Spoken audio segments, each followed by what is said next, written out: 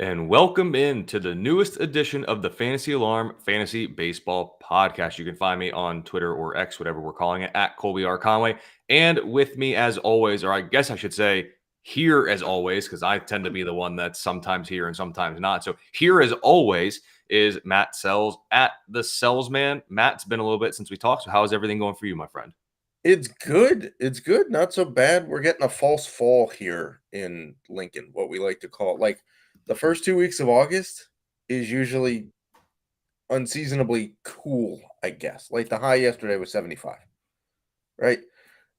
Come this weekend, we're going to get the last bits of summer where it's 104 here on Saturday. So we've got the whole gamut of our clothes out. Like normally you're you put the winter clothes away, you save some space. Nope, they're all out right now. So I'm running out of space in my house is what I'm trying to say. I was just up in Canton for the Fantasy Football Expo, which I'll talk about, I guess, It now. poured there, didn't it? I saw some weather. It Oh, didn't look. just you have no idea. I ran over to the local sports bar that was there to get some food, and I was absolutely drenched on, I think that was Saturday is when that was, but it was very comfortable in the evenings. Other than that rain, the temperature was very good. Now I come back down to North Carolina and we're recording this Tuesday at 10:50 in the morning and it's already 91 and feels like 108. That's So unfortunate. so yeah, it was very interesting driving back from the airport, and it was like, yeah, it's very comfortable in Canton. And then as I'm going home, my car windows are fogging up, and I have the You got to AC get on the full defroster blast. going for the Yeah, AC. yeah, it was interesting. But the Fantasy Football Expo, great weekend as always. I'll talk about it a little bit later. But for the family members that I did see and talk to, and those that hopefully will become future family members, it was great to talk to you all there. And again, we'll talk about it in a little bit. But Matt, I'm taking my football cap off and putting my baseball hat back on here to talk about some of the interesting news and notes from over the weekend and here in the early part of this week. So let's start with the Angels, who are, I'm going to use reeling. I think that's an appropriate word to use in the moment, I but think Tom Shohei, Petty said free falling, but well, you you could know, do that too. Either way, Ohtani skipping a start due to a little bit of arm fatigue. Doesn't sound like there's any pain, no issue. More so just a little bit tired. In terms of his innings per start, not that all different from last year. Last year was a career high 166 innings. He's currently at 130 and 2/3. So it's not like we're above that threshold from last year, but dealing with a little bit of arm fatigue. I'm going to take kind of what you said earlier. I thought he'd be dealing with some like back soreness, given how much he's kind of just literally carried this team for the entire season. But anything really to make here of Otani's arm fatigue, it seems like if he comes back and pitches fine, it's kind of water under the bridge at that point. yeah, I think there's two things that are going to happen here. One, if you're a fantasy player and you're banking on him to make a start, well, you may have just lost a start this week in the playoffs. You may just have to shift them to, the bat. Because even when he's come out of games early for blisters or, other issues, they've kept him in DH, right? So he's still going to DH. He's still going to swing that very good bat of his. So if you're a fantasy manager, you're a little disappointed in this. If you're an Angels fan, you're probably also disappointed because every time Ohtani pitches, it's fantastic and nobody else is. I mean, Sandoval just got lit up on Monday, like atrociously lit up. But if you're the people that wanted the Angels to trade Shohei Ohtani, you're going to go, see, I told you. See, you should have, because it's not worked out, right? And now the guy that you kept to anchor everything to make the playoffs is having to be pushed back and monitored and, whatnot. It is what it is, man. You got to keep the guy healthy. I still think it was the right decision for the Angels. You have to give yourself a shot. You have to give yourself a shot at being the only team that can negotiate an extension with Shohei Ohtani right now because there's no blackout. He can sign an extension with the Angels anytime he chooses, right? But it is a little disappointing for their playoff hopes, to be sure, because it seems like everybody but the Yankees is surging in the AL. The Angels and the Yankees are going backwards, and everybody else is making a march. So we'll see. I'm not overly concerned about the long-term effects here, though. And as we're recording this, the speculation is that his next start will come, I believe it is against the Reds at Angel Stadium. It's looking like August 21st or August 22nd. So you would lose that start this week, like you said. So it looks like early Right. next week. Well, the good news, though, I guess, on the flip side is if they don't have to push him back, you've just turned next week into a 2-start week. If he pitches on Monday, you've got a pretty good shot of it being a 2-start week. Look at you being optimistic with the glass half full approach right there. Got to see the silver lining in things. That's right. And this world needs more positivity and Like optimism. his incoming Silver Slugger Award for being the DH. Yeah, absolutely. And then one last one before we come back to the injuries. You've seen it at this point. Yeah. We're not diving into Nope. it per se, but the whole Wander Franco situation, they're going to conduct the investigation. That's just what's going to have to happen. Here's where I'm going to leave it at. You have to hold right now for fantasy. I think it's what you have to do. But you probably want to be very forward thinking in your preparation moving forward.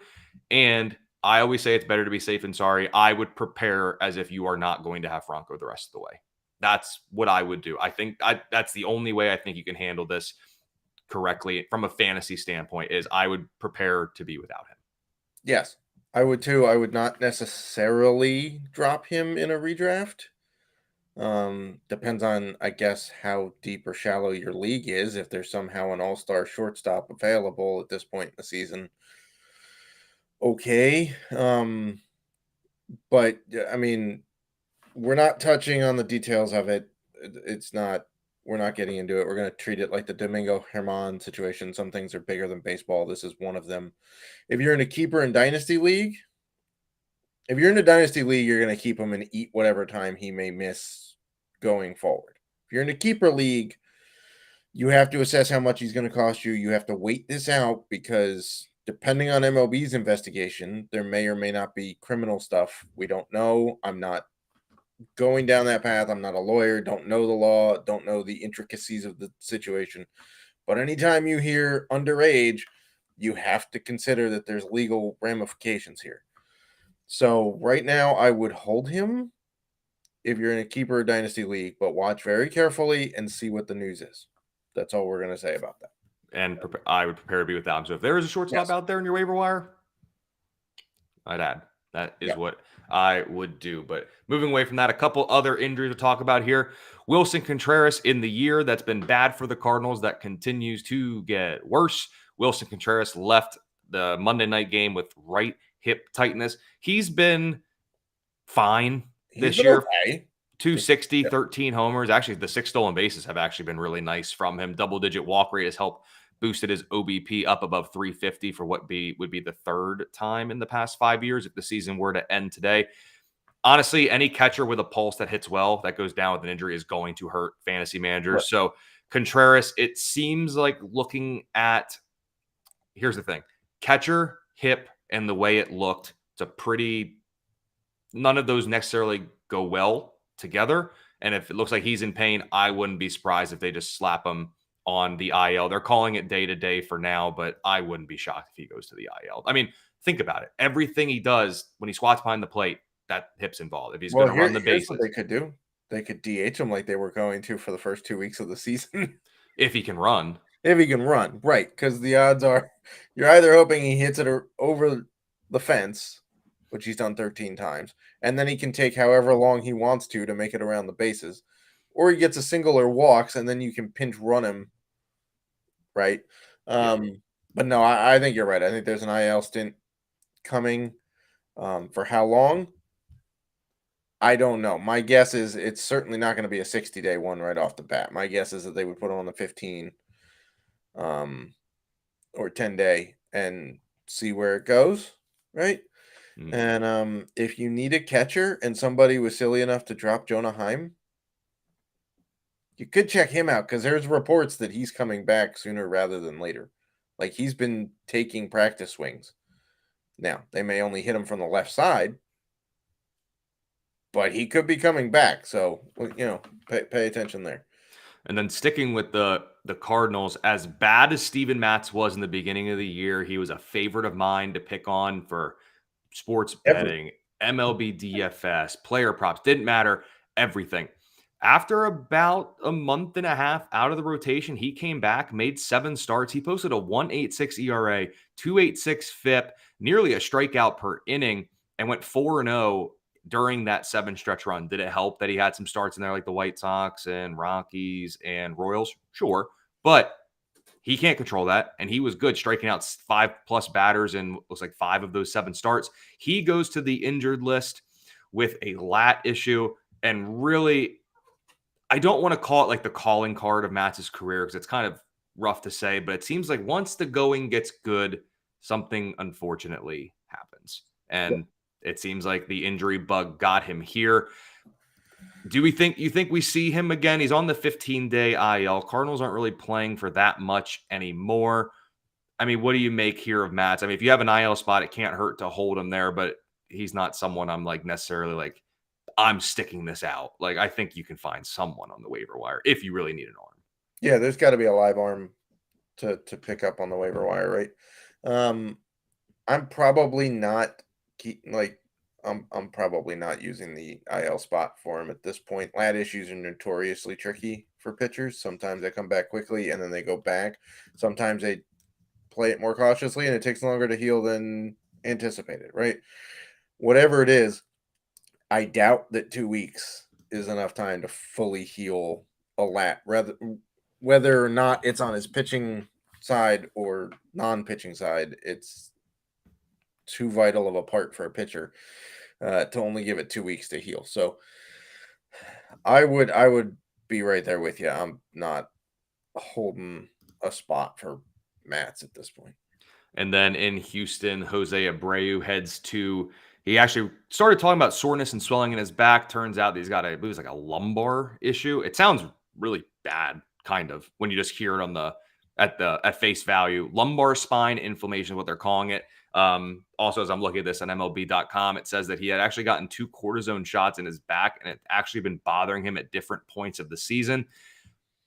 Could that be to play for some of his numbers? Sure. Could it also just be that he's getting old and declining? I think we can't write that off. Yep.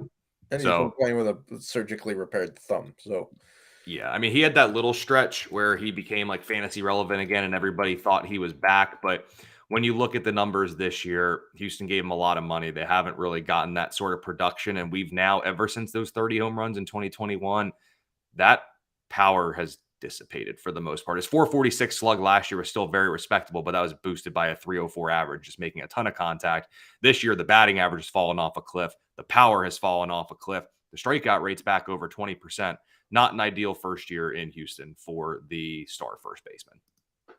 Yeah, not so much. And the fact that it's been bugging him for a while now is a problem, right? Like, I get trying to play through it, but when you hear 2 cortisone shots, that's concerning to me, right? One shot is it's nagging, I'm going to take some help. The second one is it hasn't gone away, this hasn't done it, and I need to bide some time, right? So I'm a little concerned. There, it's not been, like you said, it's not been a very good first year. And maybe the White Sox knew what they were doing here. Maybe we got to give him credit for knowing that he was clearly no longer the Jose Abreu we all had come to love. Yep. I don't know if I can give White Sox credit for a lot of things, but maybe they saw something there. Maybe you're right. Well, we can give Ethan Katz credit for turning around Dylan Cease, but apparently that's the only pitcher he's been able to turn around because Lance Lynn looks like phenomenal for the Dodgers in his 3 or 4 starts so far. So, yep. And then last one to touch on here, the curious case of Jonathan India. I remember I have him on an ESPN team and looking, he's like, yeah, but he's going to be activated before the early week series. And then all of a sudden he shut down again with more plantar fascia stuff that's come up around it. Do you think, I definitely think he's hurt. I definitely think there's an issue. I also think there's a little potential that they don't need to rush him back. And they're like, hey, just take your time, get 137% healthy because we got Mac McClain, we got Encarnacion Strand, we got Ellie De La Cruz. They're not hurting. Joey Votto back. They're not hurting for offense in the middle infield in particular. So like there's an element I don't think Indy is perfectly healthy, and they're just saying like, no, take your time. Like there's definitely something wrong with that foot. It's still bothering him enough that they completely shut him down again. So part of that is to play, but I also think the Reds have a luxury right now of getting, hey, we don't need you to be healthy enough to play. We need you to be Right. healthy 110%. They can afford an extra another week or two after to make sure he's fully healthy because, again, they are not hurting for offense, particularly in the middle infield. Correct. If this was last year, we'd have seen him back. Yeah. Right. But this year there is copious amounts of bats, so much so that when he comes back, somebody's losing at bats, and I don't know who it is. Maybe it's him. I don't know. It might be. Um, but as a sufferer of plantar fasciitis, by the way, I can tell you that there's literally nothing you can do but take like ibuprofen and rest it. I am not an elite athlete. That much is true. But with plantar fasciitis, it literally feels like you're walking on the bones of your feet. Mhm. It's the plantar fascia, for those that don't know, is the muscle that goes all the way along the bottom of your foot. And when it's inflamed, that's plantar fasciitis. And it literally feels like you're walking on the joints and bones of your feet. And it hurts. And you don't want to walk. And all you want to do is make it to your next dose of ibuprofen so it goes away. And there's not really, unless you've significantly injured the muscle, there's not really anything you can do about it. It's not like there's a surgery you can fix it. Maybe he changes his cleats. I don't know. I went to flat, non-arched shoes, and that makes it go away. But who am I to give medical advice to Jonathan India? I'm just saying that's all you can do is just rest it. And it can flare back up pretty quickly if you get going too quick. So, Yep. And then over at fantasyalarm.com, Justin Fensterman writes up the fantasy baseball injury report. He's got that over there. And he actually talked about an issue with Ozzie Albies over the weekend. They called it a cramp. He's now on the IL with a left hamstring strain. So fantasy managers prepare to be without Ozzie Albies and talk well, I about a guess they're down team. to only 3 guys that have played every game this season because there was a stat on Monday that the Braves have 4 dudes who had played all 116 games this year. Matt Olson, Austin Riley, Acuna, and Albies had all played every game. There are 23 teams that don't even have one player that's played every game, and the Braves had 4 of them. Now they're down to 3 because Albies is on the IL. Yep.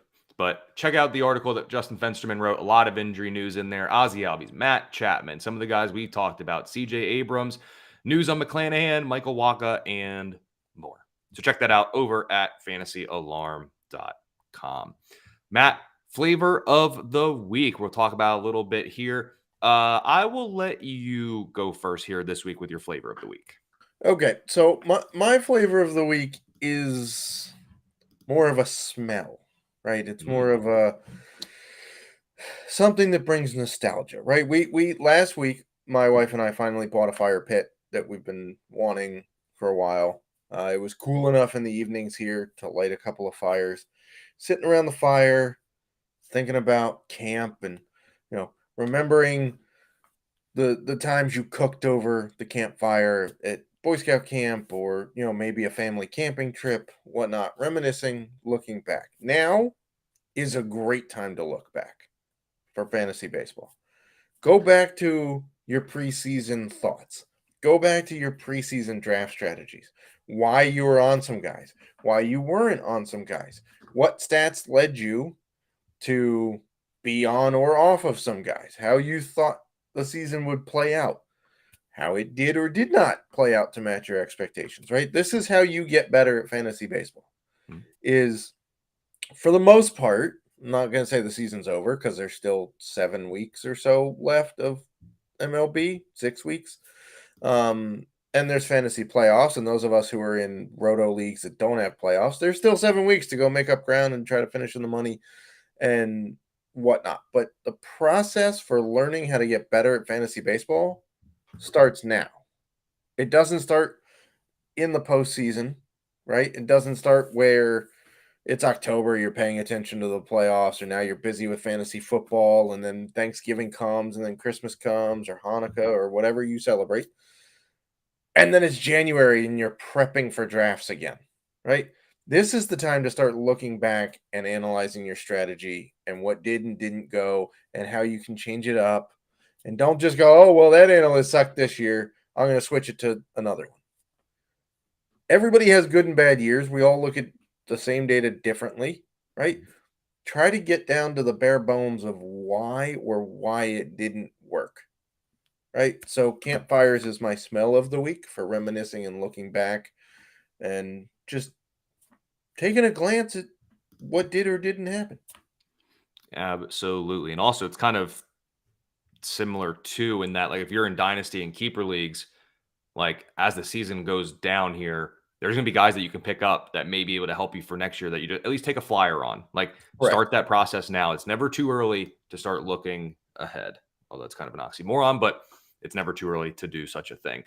My flavor of the week: cold drink on a hot summer day. It doesn't matter if it's an ice cold water, if it's a Spindrift, a LaCroix, a bubbly, a lager, an IPA. If you want to drink those out in the You heat, fishing for especially, sponsorships? What's going on?